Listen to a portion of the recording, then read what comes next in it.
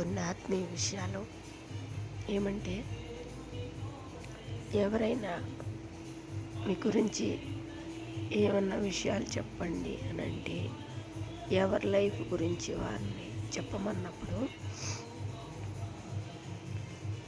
బాల్యం నుండి వారు పడిన కష్టాలు, శ్రమలు, నిందలు గుర్తుపెట్టుకొని ఒక్కొక్క పీరియడ్ దాటుతూ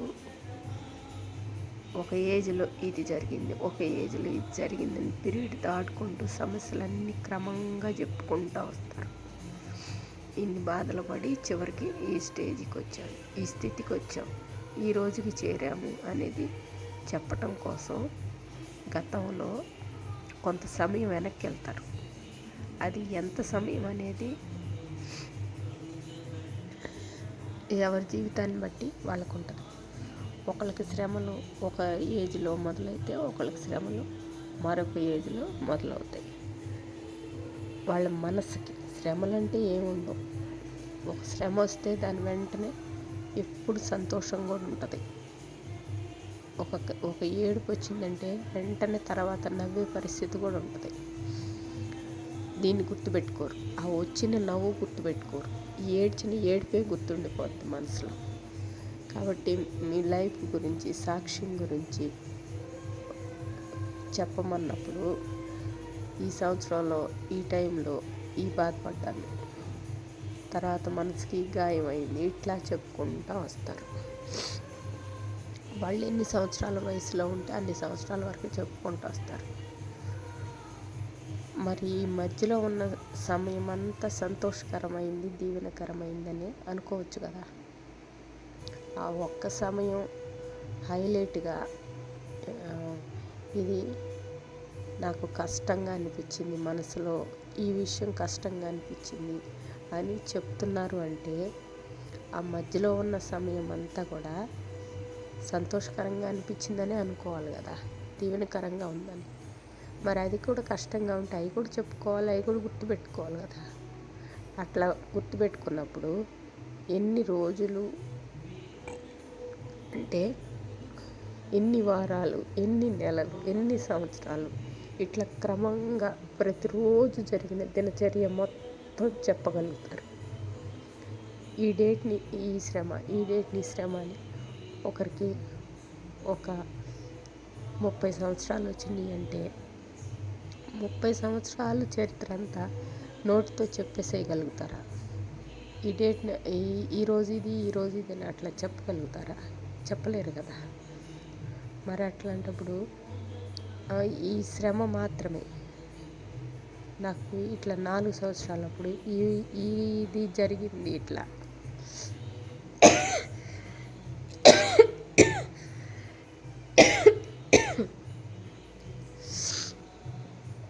తర్వాత ఇట్లా చదువుకున్నాను, తర్వాత ఇట్లా వివాహం అయింది, తర్వాత ఇట్లా శోధన వచ్చింది, తర్వాత ఇట్లా జరిగింది. ఇట్లా హైలైట్గా ఒక వేలో ఒక కష్టకాలాన్ని చెప్తున్నారు, ఒక శ్రమకాలాన్ని చెప్తున్నారు. ఆ శ్రమకాలం గుర్తు చేసుకోకూడదు కదా. మధ్యలో ఉన్న దీవెనకరమైన సమయం అంతా గుర్తు చేసుకుంటే ఎంతో సమయం, ఎన్నో సంవత్సరాలు ఉంటుంది. అది గుర్తుపెట్టుకోవాలి. దేవుని సన్నిధిలో ప్రార్థనలో వెతికేటప్పుడు, కళ్ళు మూసుకొని ఎక్కువగా వెతికేటప్పుడు అదంతా కనపడుతుంది. ఆ వదిలిపెట్టిన లోకం అంతా కనపడుతుంది. అన్ని సంవత్సరాల్లో పొందిన దీవెన అంతా కనపడుతూ ఉంటుంది. ఈ కష్టాలకి మర్చిపోతారు, ఉండవు. ఇవి గుర్తులు రావు మనసులోనికి. కాబట్టి ఎవరికి వారు ముందుగా ప్రార్థనలో అడిగి తెలుసుకోవాలి. ఏంటయ్యా, నా పట్ల నీ చిత్తం ఏంటి, నా పట్ల నీ ఆలోచన ఏంటి అని యేసుని అడిగి తెలుసుకోవాలి. ఎందుకంటే ప్రక్కనే ఉంటారు ఎప్పుడు బాధ పెట్టేవాళ్ళు. అట్లాగే సంతోషకరమైన మనసు కూడా వెంటాడుతుంది. కానీ ఏది మంచి, ఏది చెడు అనేది ఈ లోకంలో ఎవ్వరు గుర్తించలేరు, ఎవ్వరు. ఎందుకంటే ఆ సమయానికి ఆ మనసులో ఎవరికి మంచి ఆలోచన వస్తుంది, ఎవరికి చెడు ఆలోచన వస్తుందని ఎవ్వరు చెప్పలేరు. ఆ ప్రవేశించే ఆలోచనలు బట్టి ఉంటుంది. ఆ ప్రార్థన జీవితం కలిగిన వాళ్ళకైతే ఒక ఆలోచనలు వస్తాయి, ప్రార్థన లేని వాళ్ళకైతే ఒక ఆలోచనలు వస్తాయి. ఇది ఎవరు చెప్పలేరు. కాబట్టి ఎవరికి వారు ప్రార్థనలో అడిగి తెలుసుకోవాలి. ఈ సమయం అందు నా పట్ల నీ చిత్తం ఏంటయ్యా, ఈరోజు ఎలా మొదలు పెట్టాలి? ముందు ప్రార్థనతో మొదలు పెట్టుకుంటా ఇట్లా అడగాలి, ఈరోజంతా నేను ఏం చేయాలి, ఎటు వెళ్ళాలి, ఏం మాట్లాడాలి, అన్నీ కూడా నీ చేతుల్లోనికి తీసుకో. నీ చిత్తంలో నడిపించు. నీ వెలుగు చుట్టూ ప్రకాశించాలి. నీ హస్తాల నేడుంటే చాలయ్యా, ఈ లోకంలో బ్రతికేస్తాను. ఈ లోకంలో బ్రతకాలి అంటే దేవుని తోడు ఎంతో అవసరం. దేవుని తోడు లేకుండా ఎవ్వరు బ్రతకలేరు. అయిన వాళ్ళెవరో, శత్రువులు ఎవరో ఎవ్వరు గుర్తించలేరు. ప్రక్కలో బల్లెపోటు, అది పక్కనే ఉండేవాళ్ళే అప్పచెప్పేస్తారు. ఒక శోధనకి, ఒక శ్రమకి, ఒక నిందకి, ఒక కష్టానికి అప్పచెప్పేస్తారు పక్కనే ఉన్నవాళ్ళు. కాబట్టి లోకం వైపు చూడకూడదు. అంటే విడిచిపెట్టమని కాదు, ఎవరి బాధ్యతలు వాళ్ళు సక్రమంగా నిర్వర్తించుకుంటూ ప్రార్థనలో నడిపింపబడినట్లయితే విస్తారమైన మాటలు ఉండవు. లోకం వైపు విస్తారంగా చూసేది ఉండదు. విస్తారంగా ఎంతో శ్రద్ధగా చెడు మాటలు వినటం ఉండదు. దేవునికి ఇష్టం లేని మాటలే చెడు మాటలు. దేవునికి ఇష్టమైన మార్గమే మంచి మార్గం. ఇట్లా ఉంటుంది దేవుని విషయాలు. ఇవన్నీ ఆత్మీయంగా బలపడుతూ ఉంటే అర్థమవుతూ ఉంటాయి. అన్నిటికీ ముందు నమ్మకం ఎంతో ముఖ్యం. ఇంట్లో వాళ్ళని కూడా నమ్మి ఒక కుటుంబం సంవత్సరాలు వెంబడిస్తారు. కానీ ఒకరు మోసం చేసినప్పుడు గుండెకి బలమైన గాయం అవుతూ ఉంటుంది. పైకి లేచి కూర్చోలేని స్థితి, లేచి నిలబడలేని స్థితి అప్పుడు ఏర్పడుతుంది. ఇంతగా ప్రేమించాను, ఇంతగా నమ్మాను, ఇంతగా వెంబడించాను, ఈ శోధన ఏంటి, ఈ గాయం ఏంటి అని. దానికి కూడా వారిని నిందించటమో దేవుణ్ణి నిందించటమో కాదు. ప్రార్థనలో ఏదో లోపం రాబట్టే వాటికి అనుమతి వస్తుంది. ఒక చిన్న రంధ్రం ఉన్నా కూడా ఆ రంధ్రానికి అనుమతి వచ్చేస్తుంది. దేవుని సన్నిధిలో ఏదన్నా ప్రార్థించకుండా ఒక ఖాళీ ఏర్పడినప్పుడు సమయం దినమెల్లా మొరపెడుతూనే ఉండాలి. ఉదయం లేచిన దగ్గర నుండి వెతికే పనిలో ఉంటాయి కళ్ళు. ఇప్పుడు ఈ పని చేయాలి, ఇప్పుడు ఏంటి, కొత్తదనం కోసం వెతుకులాట. అలా కాదు, కళ్ళు మూసుకుని ప్రార్థనలు గడుపుతూ ఉంటే కొత్తదనం ఏది అవసరం అది వస్తూనే ఉంటుంది. పాతది ఏది అవసరం లేదో అది పోతూనే ఉంటుంది. కానీ ప్రార్థన నిలకడగా ఉండాలి. మరొక విషయం, సాతాను శోధన నుంచి విడిపింపబడాలి అని ఎంతగానో ప్రార్థిస్తారు. ఎంతగానో అపవాది నుండి విడుదల దయచేయని మొరపెడతారు. ఇట్లా కాదు ప్రార్థన. ఎవరైనా ఒక శోధనలో, కష్టంలో, ఎంతో వేదనతో ఉన్నారు అంటే యేసయ్య ముందుగా పంపేది ఆ కుటుంబంలోని ఆత్మలన్నీ. వారిని ఎంతగానో ప్రేమించే ఆత్మలే. వారి కోసం ప్రాణం కూడా పెట్టగలిగినంత ప్రేమ ఉన్నటువంటి ఆ కుటుంబంలోని ఆత్మలు మాత్రమే వచ్చి పనిచేస్తాయి.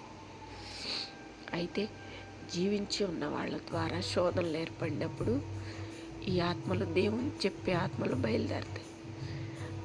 ప్రతి ఒక్క ఆత్మని సాతానని వేసి ఒక ముద్ర వేయకూడదు. దేవుని కింద పనిచేస్తున్న ఆత్మ ఏంటో, సాతాన ఆత్మ ఏంటో ఎవరికీ తెలియదు. కాబట్టి ఎవరన్నా కనపడిన వెంటనే ఇది సాతానని, అపవాదని, ఒక దెయ్యం అని, భూతమని ఇట్లా మాట్లాడకూడదు. నా కోసం పంపినదైతే నీవిచ్చే ఆలోచన బయలుపరచు, ఇట్లా మాట్లాడుకోగలగాలి. ఒకవేళ అటువంటి వాళ్ళు ఎదురుపడినా కూడా ధైర్యంగా మాట్లాడగలిగిన స్థితి ఉండాలి. ఎందుకంటే ఎప్పటికైనా ఆ స్థితికి వెళ్ళవలసిందే, కానీ వాళ్ళు ఈ స్థితికి వచ్చినప్పటికీ గుర్తించలేని స్థితి. ఎందుకంటే మరలా బాల్యం రూపంలో జన్మిస్తారు. అక్కడ పడిన శ్రమలన్నీ పడి అది పూర్తి చేసుకుని, ఆ నిందాకాలం శ్రమకాలం పూర్తి చేసుకుని మరలా ఒక జన్మలోనికి వెళ్ళిపోతారు వాళ్ళు. మళ్ళీ ఇక్కడ ఉన్న వాళ్ళు వెళ్ళే సమయానికి వాళ్ళు కనపడతారో లేదో కూడా తెలియదు. కాబట్టి ఎప్పుడు అపవాదు నుండి, సాతాను నుండి విడుదల దయచేయని కాదు, వచ్చిన వాళ్ళు దేవుని బిడ్డలుగా రావాలి, దేవుని పంపిస్తేనే రావాలి, దేవుడిచ్చిన ఆలోచనలే నెరవేర్చేవారుగా ఉండాలి. ఇట్లా అనుకోవాలి. ఇట్లా అయితే ఎంతో దీవెనకరంగా ఉంటుంది. పద్దాగా పదే పదే పదే పదే బిడ్డల నిమిత్తం మొరపెట్టడం కాదు.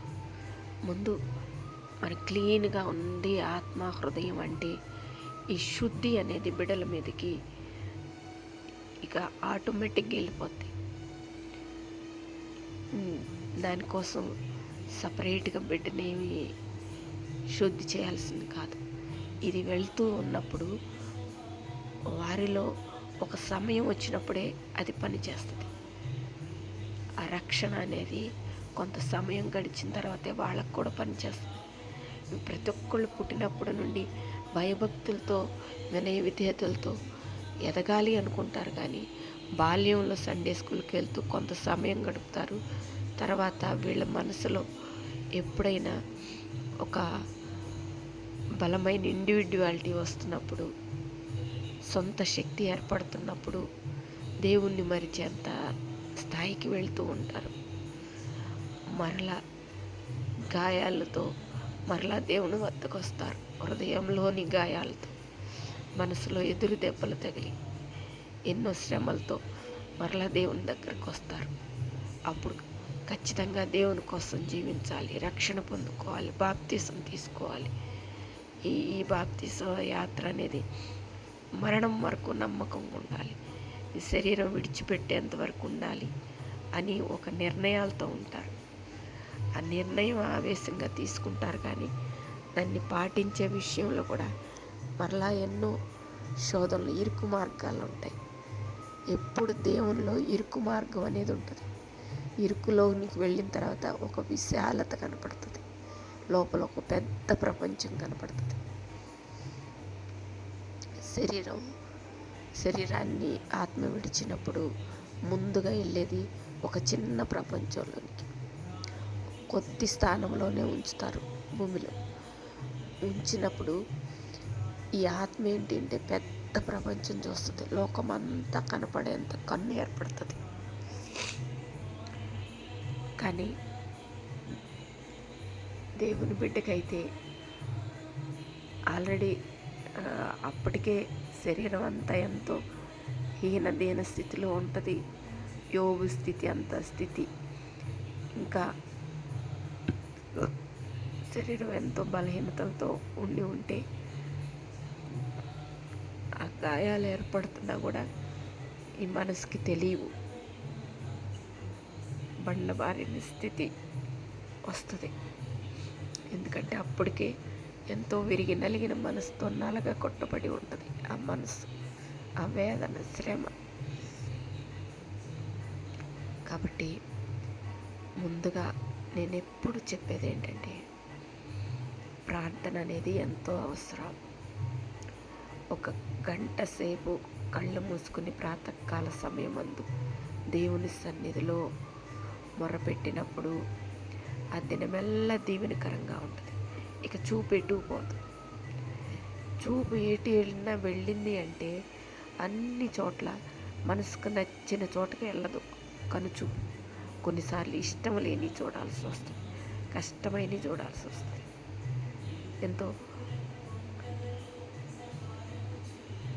భయంకరమైన వాటి వైపు చూడవలసిన స్థితి గమ్మున కనుచూపు వెళ్ళిపోద్ది. అది ఎట్లా అంటే ప్రార్థన లేనప్పుడు. ప్రార్థనతో ఉన్నప్పుడైతే కనుచూపు ఎంతవరకు అవసరమో అంతవరకే వెళ్తుంది. ఎందుకంటే ప్రార్థనలో కళ్ళు మూసుకుని ఎక్కువ సమయం గడిపి ఉంటారు కాబట్టి అది ఎక్కువగా పనిచేస్తుంది.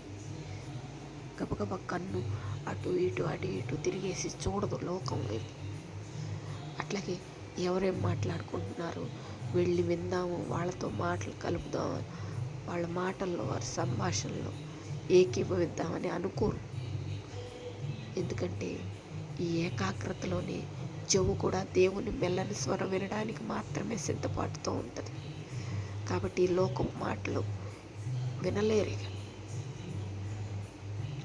ఇది ఇటువంటి అన్ని గ్రహింపుకు వస్తాయి. అది ఎక్కువ సమయం ప్రార్థనలో గడుపుతుంటే మాత్రమే. కొన్ని సంవత్సరాల పాపాలు, ఇప్పుడు ఒక కష్టాన్ని సంవత్సరాల తరబడి గుర్తు చేసుకుంటున్నారు అంటే ఆ పాపాన్ని వెంట తెచ్చుకుంటున్నారని అర్థం, దోషాన్ని. అది అప్పుడు విడిచిపెట్టేయాలి. ఆ కష్టాన్ని అనేది, ఆ శ్రమను, నిందను, బాధను ఆ రోజుతోనే విడిచిపెట్టి వదిలేసేయాలి. మళ్ళీ సంవత్సరాల వెంబడి తెచ్చుకోకూడదు. ఆ మనసు తెచ్చుకున్నారు అంటే ఈ మధ్యలో ఉన్నటువంటి ఈ దీవెనకరమైన సమయం అంతా తేలికైపోతుంది. అది బరువుగా నిలబడలేదు. దీన్ని బరువు చేస్తున్నారు కాబట్టి ఈ విషయాన్ని. కాబట్టి ఎక్కువగా దీవెనకరమైన సమయాన్ని గుర్తు చేసుకుంటూ ఉంటే ఈ కష్ట సమయం అంతా తేలికగా వెళ్ళిపోతుంది పక్కకి. అప్పుడు దేవునిచ్చే దీవెన ఎంతో బలంగా ఉంటుంది. ఎందుకంటే రోజంతా శ్రమతో, రోజంతా నిందతో ఉండరు. ఎంత కష్టంలో ఉన్న వాళ్ళైనా, ఒక ఉదాహరణలు కూడా లోకంలో పోల్చి చెప్పకూడదు, కానీ శరీరం ఎంతో శ్రమతో పనిచేసేవారైనా, వారి యొక్క మనుగడ కోసం ఎంతో కష్టపడుతున్న వారైనా కూడా ఆడుతూ పాడుతూ పనిచేస్తూ ఉంటారు. ఎంతో మనసు సంతోషంగా పెట్టుకుని ఎంతో కష్టమైన పని కూడా చేస్తూ ఉంటారు. ఇట్లా ఉంటుంది. కాబట్టి దేవుని మార్గంలో ఇట్లా ఉంటుంది దీవెన అనేది. దీనికి ఎవరు శత్రువులు కాదు. ఎవరి కన్ను వారికే శత్రువు ముందుగా, ఎవరి చెవి వారికే శత్రువు, ఎవరి నోరు వారికే శత్రువు, ఎవరి నడక వారికే శత్రువు, ఎవరి క్రియలు చేతుల ద్వారా చేస్తే ఎవరి క్రియలు వారికే శత్రువు, తీసుకునే ఆహారాన్ని బట్టి ఎవరి పొట్ట వారికే శత్రువు. ఇట్లా మారుతుంది. ముందుగా వారు తినకూడనివి తినటం వలన వచ్చే బాధకి వీళ్ళే బాధపడతారు. దానికి శత్రువులు అనేది ఇంకెవరు రారు. ఎవరో వచ్చి పొట్టని బాధ పెట్టడం వల్ల, లేకపోతే వాళ్ళు ఆహారం నవలటం ద్వారా వీళ్ళకి కాళ్ళు కడుపు నొప్పులు రావు, ఏ బాధ కలగదు. వీరంతకు వీరు ఎంత ఇష్టం లేకపోయినా, కొన్నిసార్లు కష్టంగా అయినా బలవంతంగా కూడా కొన్ని ఆహారాలు తీసేసుకుంటూ ఉంటారు. తీసేసుకున్నప్పుడు మరి దానికి సంబంధించిన బాధ కడుపులో పడాల్సిందే. అవే శత్రువులంటే.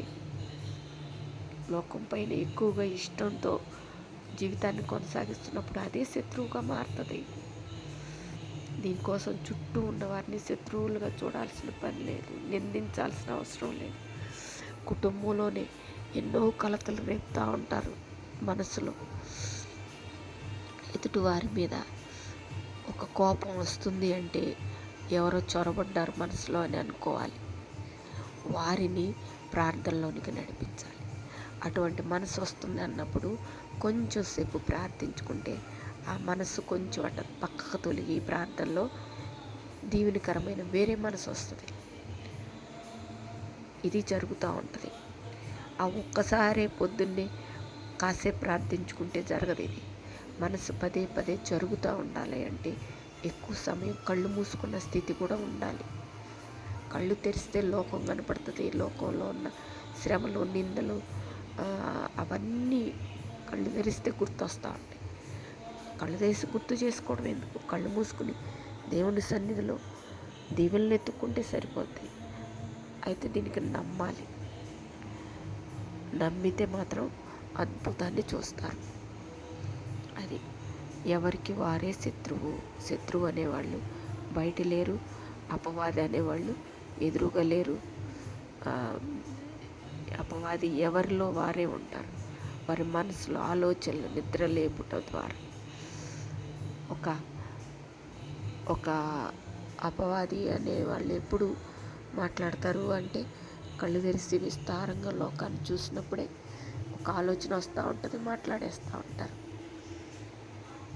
అయితే ఎవరి బాధ్యతలు వాళ్ళు చూసుకుంటూ ప్రార్థనలో గడుపుతున్నప్పుడు ఇవన్నిటికీ స్థానమే ఉండదు, కొంచెం కూడా ఖాళీ ఉండదు. సూది వెచ్చమంత ఖాళీ కూడా ఆ అపవాది ఆలోచనలు చొరబడటానికి స్థానం ఇవ్వకూడదు. దేవుడు పంపే ఆలోచనలుగా అవి మారిపోవాలి. దాని కొరకే ప్రార్థన.